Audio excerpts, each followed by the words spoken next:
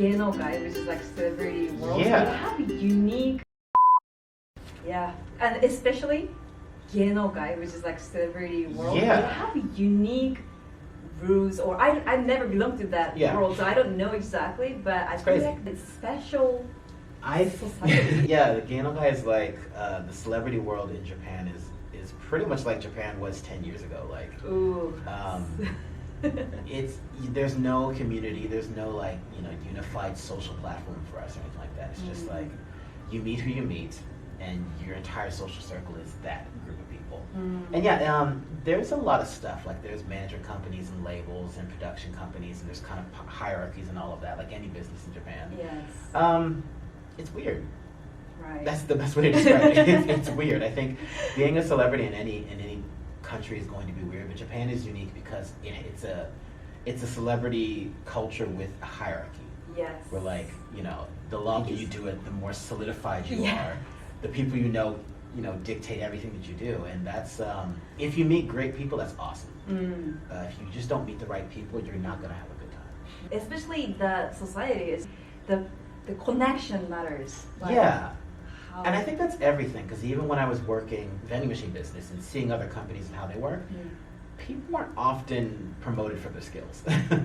They were often promoted because they were the favorite, or they were the senior, or Yes. they were they just knew the right people. So it's a miracle if you meet somebody who is in a position of power who actually deserves it. In any field, it's very obvious in Japan. Yes, it that, is. like, because they're not gonna lie about it. Like, it's not gonna be like, oh, this person's the most brilliant person in the world, and that's why they got the job. Like, like, Yeah. this is the son of the boss, and that's why they got their job. Yeah, that's so true. Yeah. But how is it? How is it like on the TV? Like sometimes you will be invited as a guest. Yeah. And sometimes you're very not interested in it. Yeah, I'm terrible at that. So like, I don't do food corners as much anymore because there's like a food face that you have to make, and everyone does it. Food. There's a food face, and What is that? and I make. Okay, so you got your food. Yeah. Oh shit. Yeah. Yeah. You have to think about various ways to say. Yeah, 17 ways to say delicious for the same thing, and if you don't make that reaction, a producer's gonna say, can you do a little bit more so that it's very clear that this is a very good food? And generally that's easy to do, but like they have me do like spicy food stuff because I like spicy food, and they're like, okay, so here's like the spiciest things this restaurant makes, and I eat it, I'm like, that's good. They're like, no, we need you to like sell how spicy it is. It's just, it is crazy. It is crazy how much Japan loves food. Yes. Every single news show has a food corner or something explaining. Yeah, something. related to. Yeah, they're like, this is the best like restaurant right now, or this is the best place to make cookies right now. And everyone's lining up for it. Yes. Yes. Like I used to live in Ningyo-cho in Tokyo, and there's a place called Tamahide, which is like a boyakudon, like a restaurant, and it's just so famous that every single day, from like 8 o'clock in the morning until lunch, there's just people lined up every day. Wow. And I never went there until I think it was the day after the earthquake, because it was always lined up, and that was the only day there was just nobody there. Wow. And how was it? It's fine. It was good. It was good.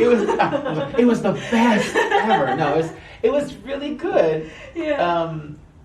But I mean, that reaction is your first time reaction. Yeah. When you've been in Japan long enough, you've had so many. Like everything is good. Yes. And everything is good. It's like it's just different kinds of special. Yeah. But it's interesting. Again, that's why I think I don't know if my experience will be relevant to anyone necessarily, because things have changed so much that I can only provide like my experience and then hope that somebody will find value in that. But I saw on TV news, the net news, that you met an American singer trying to be a Japanese singer in Japan. Oh yeah. So you do that kind of Maiwa, stuff? yeah. That's so cool. I mean, this is also cool. I really appreciate to have this opportunity. But It's kind of like the thing. Like I think in old traditional media, they'd be like, there's celebrities and there's everyone else. yeah, But it's not like that anymore. Like you can meet anybody, and you can be friends with anybody, and you can have like interesting conversation with anybody.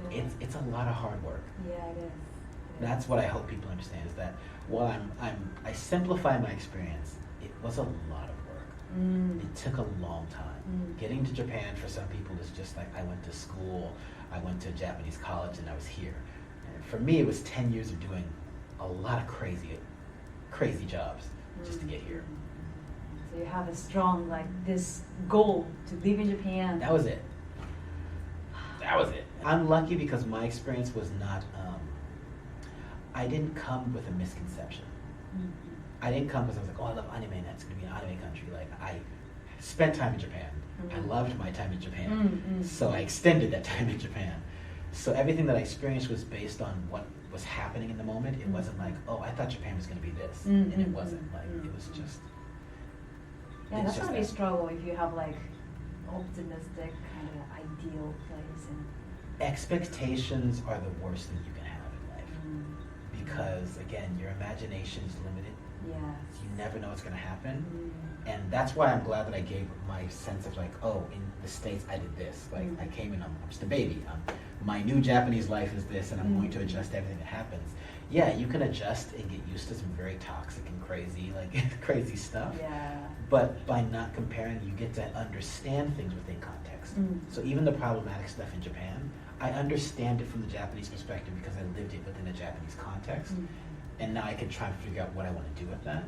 Now, if you're going to come to Japan, whether it be as a trip or whether to live, you have to give yourself some time to experience Japan as it is, so you understand what it is that you're going through, and whether you want to change that and how you want to change that. And that was one of the reasons why I wanted to naturalize too, is because I'm committed to Japan and its future.